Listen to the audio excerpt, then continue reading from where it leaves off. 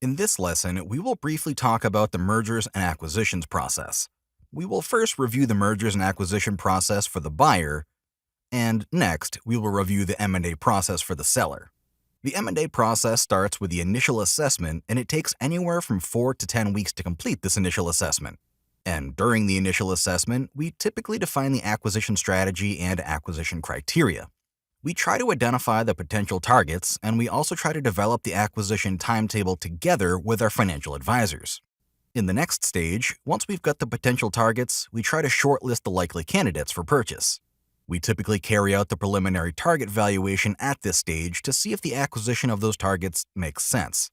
After selecting the candidate that we're interested in, we negotiate and sign the non-disclosure agreement. Once we execute the NDA, we can obtain more information from the target, so we move to the next stage, which is due diligence.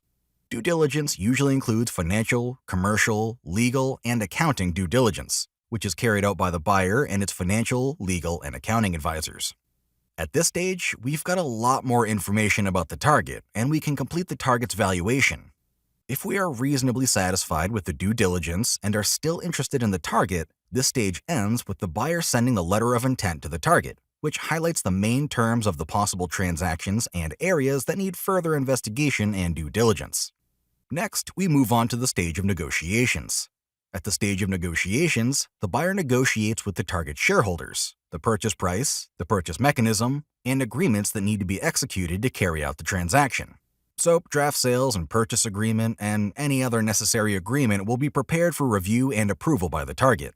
The buyer also finalizes the due diligence at this stage, and provided that the buyer is completely satisfied with the due diligence, the next stage is closing. At the stage of closing, we execute the definitive agreements.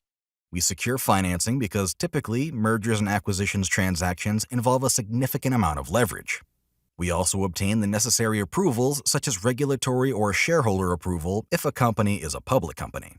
Provided that there are no obstacles in terms of us being able to secure financing or getting the regulatory approvals, the transaction will be closed at this stage.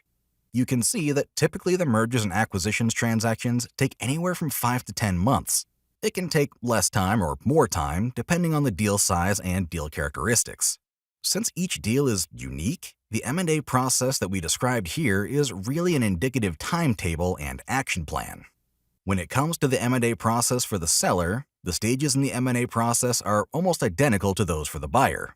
Again, we start with an initial assessment during which we try to define the sales strategy and identify potential buyers.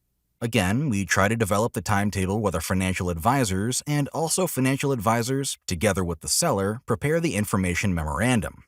The information memorandum is a document which will include all of the historical information about the company, its operations, its products, markets, and its historical financials and other information.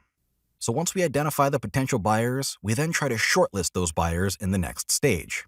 We distribute the information memorandum to the potential buyers, and interested buyers will be shortlisted with whom non-disclosure agreements will be negotiated and executed. The next stage is due diligence performed by the interested buyers, and hopefully there will be buyers who are seriously interested in purchasing the company, resulting in us receiving letters of intent from those buyers. Next, the negotiation stage begins with the company that is offered the best terms, and negotiations will include the purchase price, purchase mechanism, and necessary agreements to close the transaction. At this stage, the buyer typically has to complete the due diligence process, which leads us to the next phase, which is closing. At this stage, we execute the definitive agreements. If necessary, the seller will file the regulatory filings, and hopefully, at that stage, the transaction will be closed. So you can see that the whole M&A process for the seller and buyer is almost identical.